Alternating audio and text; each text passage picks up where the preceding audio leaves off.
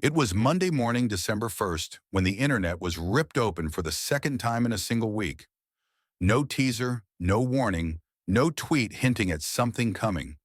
Just an instant, violent shock and uploaded clip, 31 seconds long, posted anonymously at 6:42 a.m. 1 minute later, the world knew something was horribly wrong inside FCI Fort Dix.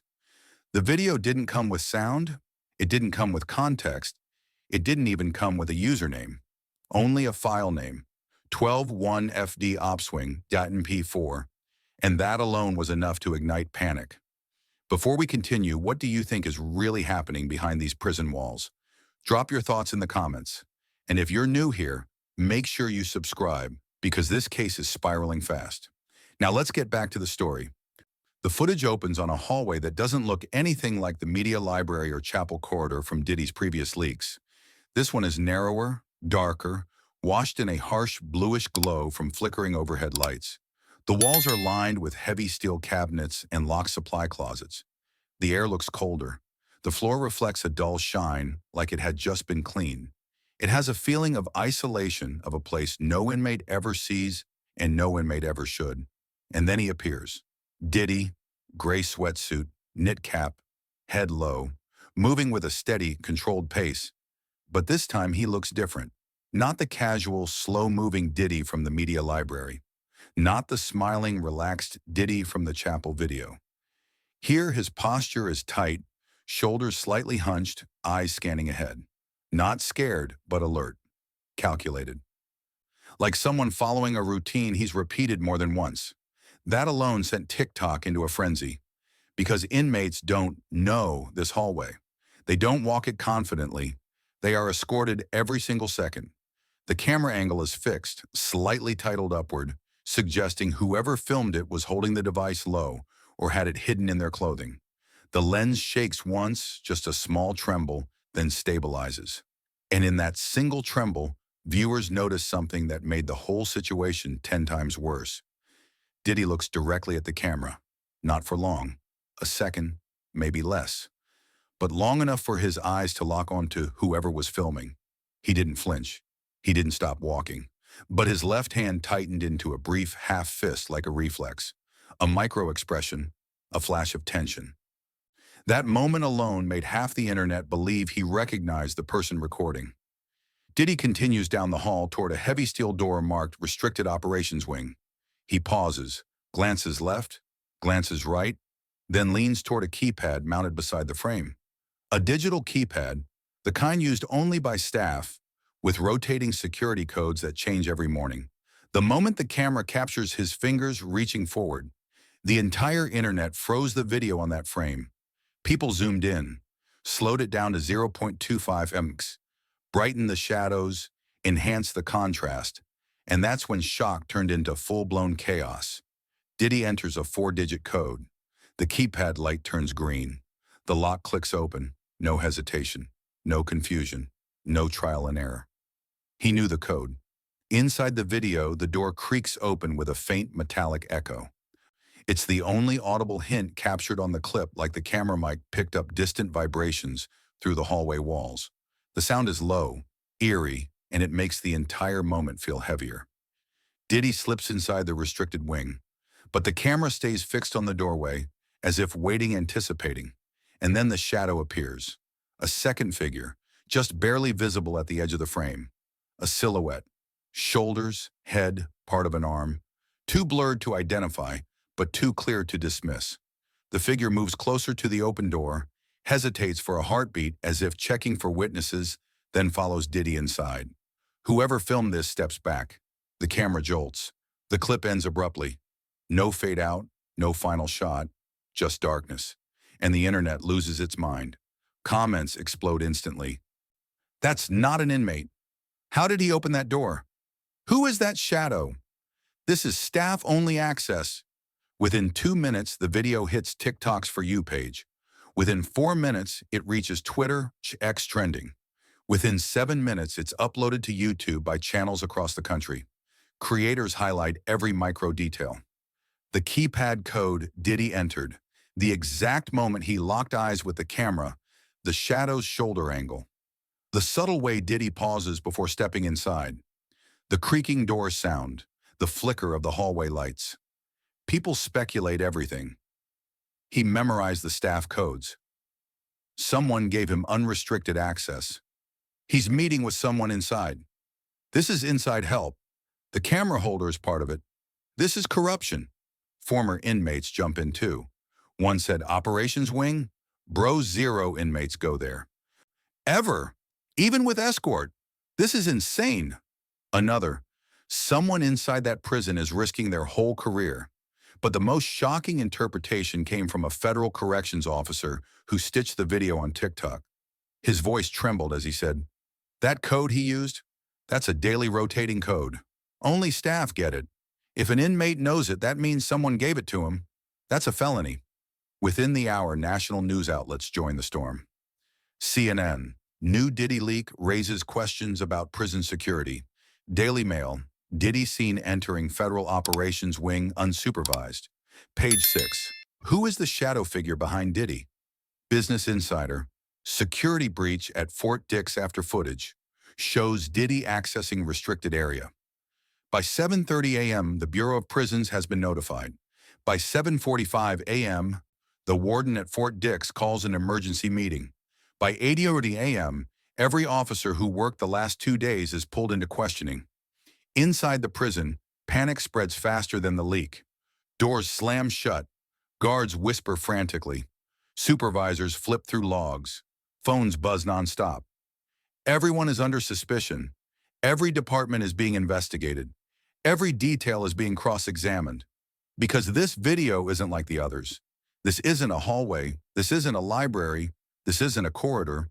This is the operations wing, a place that handles internal documents, movement codes, schedules, sealed evidence, emergency protocols.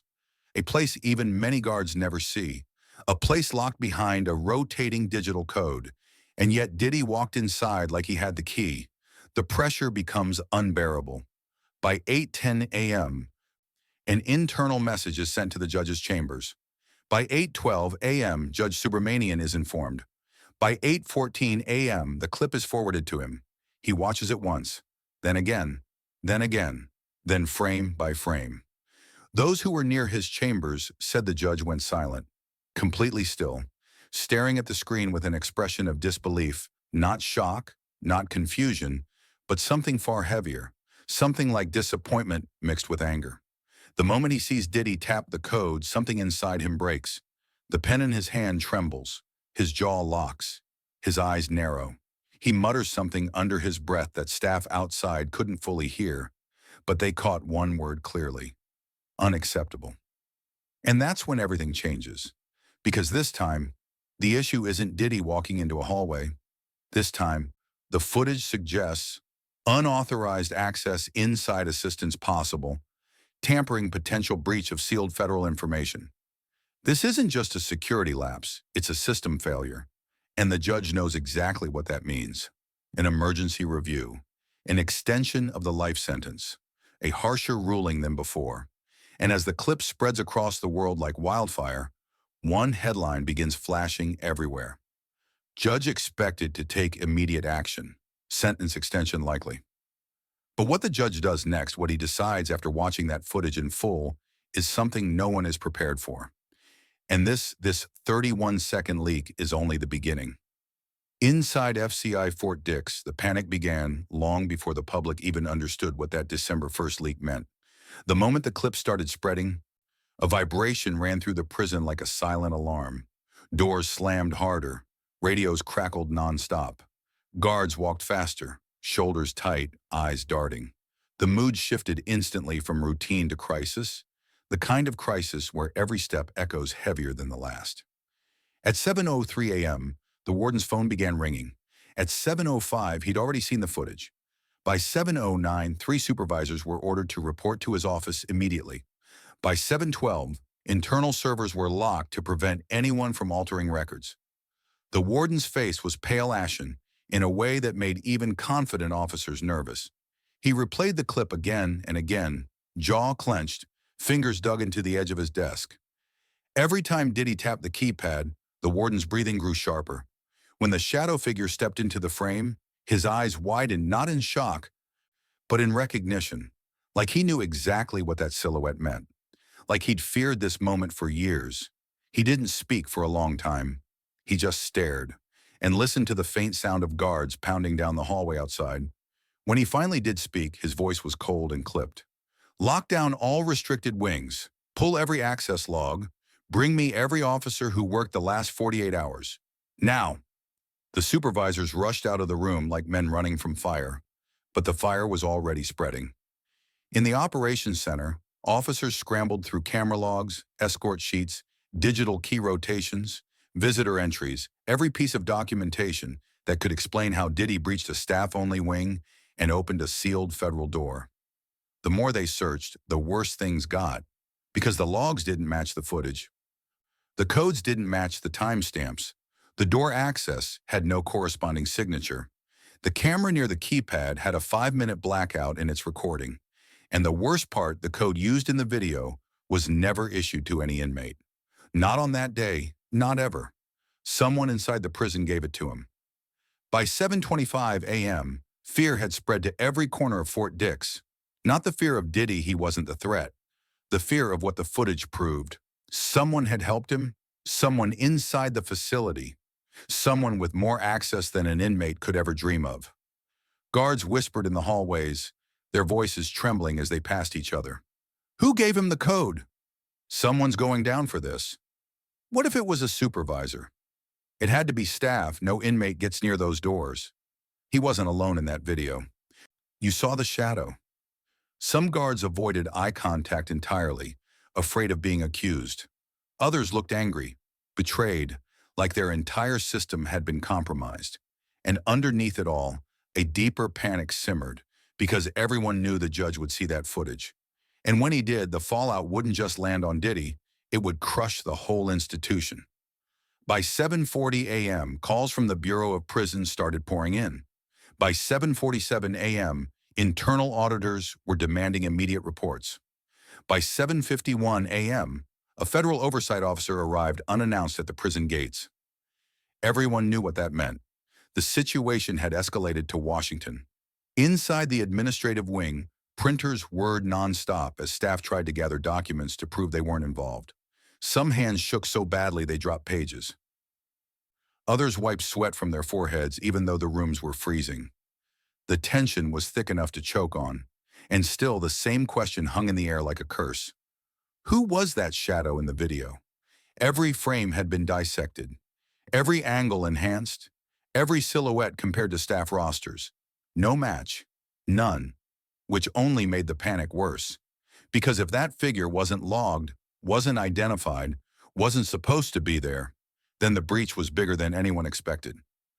Meanwhile, outside the prison walls, news networks were scrambling. Anchors announced breaking alerts between segments. Commentators speculated live on television. Legal analysts debated the severity of what the footage implied: unauthorized access, staff corruption, federal misconduct. For the first time, people began whispering a phrase no one thought they'd ever associate with a celebrity inmate: national security breach. Inside the courthouse in Manhattan, Judge Subramanian had no idea how fast his name was climbing the trending lists. He was sitting in his chambers, watching the footage on a government-issued tablet, face stiff, expression unreadable.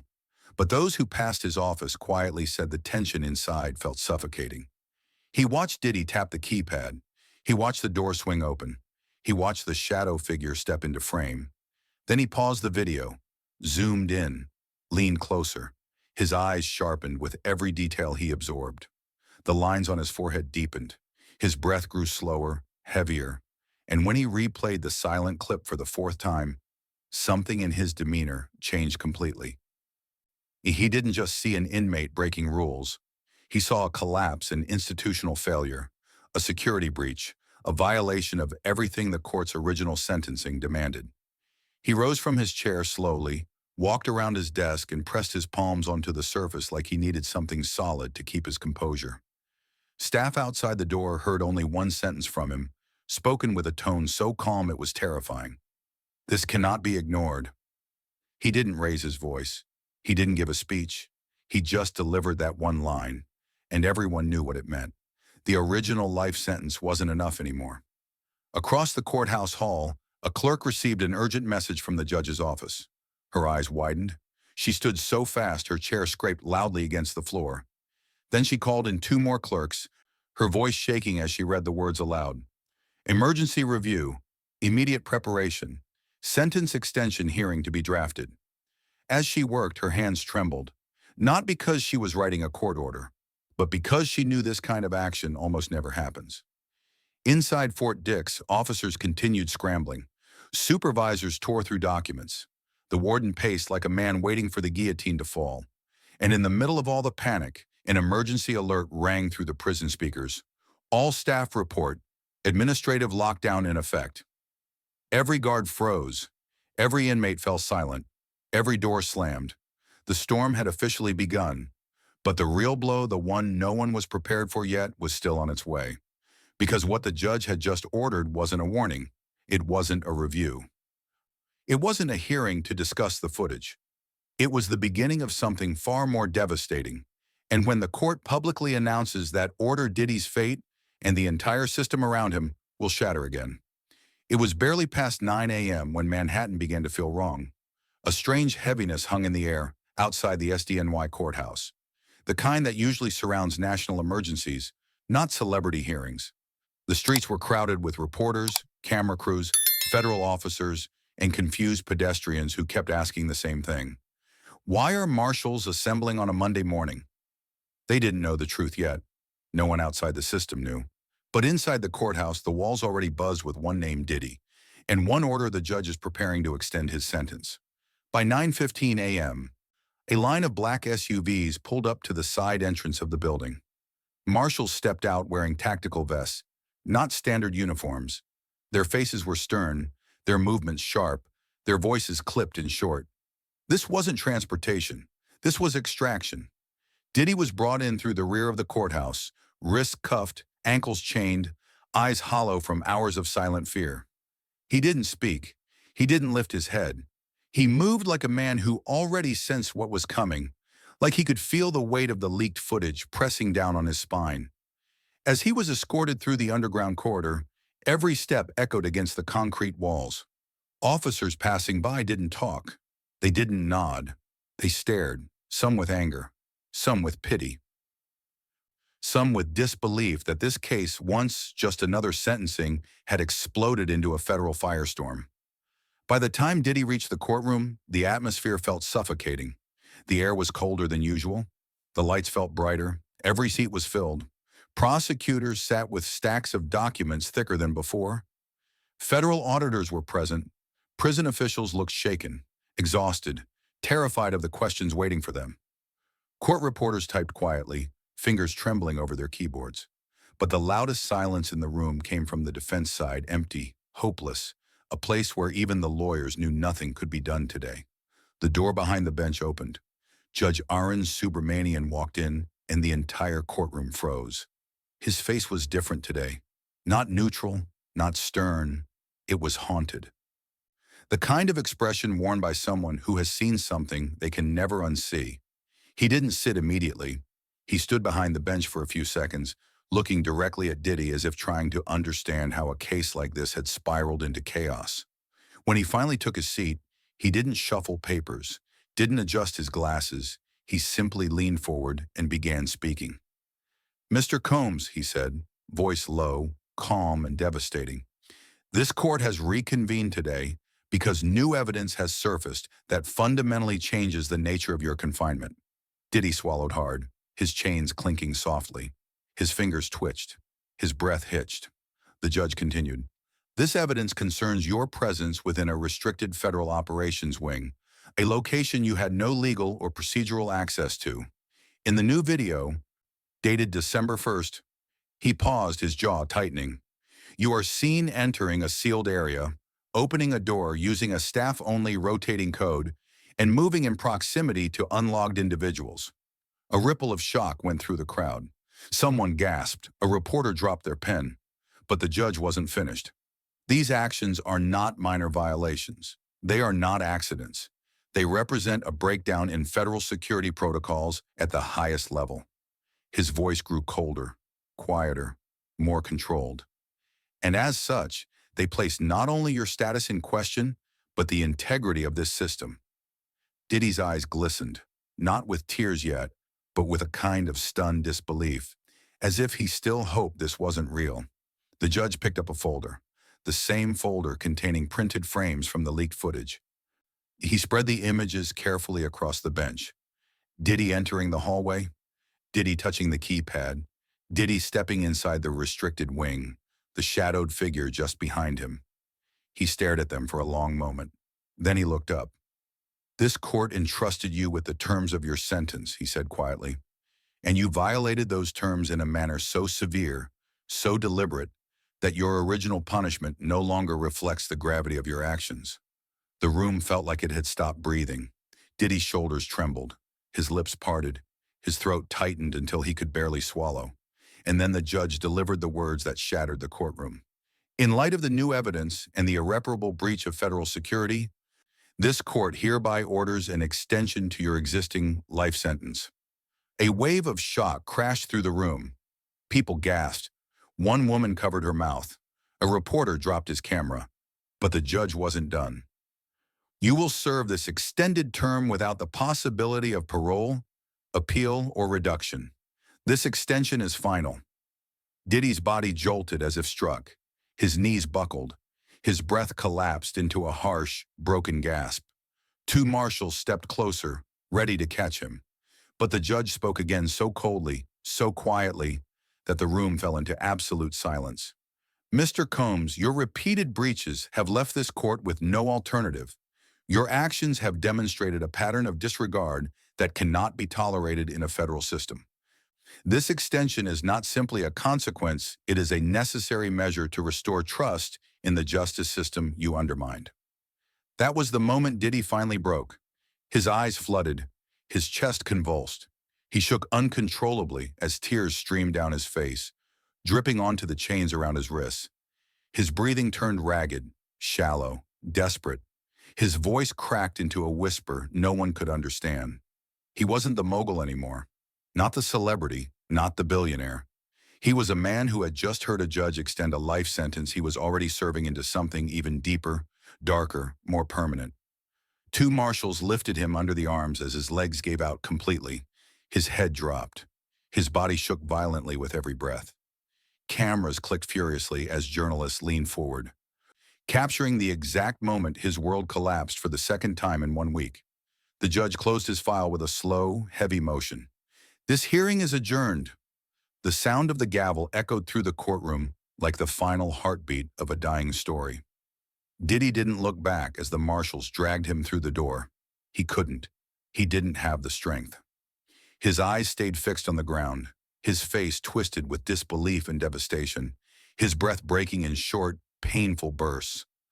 As the doors closed behind him, the entire room remained frozen, unable to process the magnitude of what just happened. Because in that moment, Sean Diddy Combs wasn't the subject of leaked footage anymore. He wasn't the face of a scandal. He wasn't even an inmate fighting for mercy. He was a man who had just watched a 31-second video destroy whatever future he had left. And this time, there would be no coming back.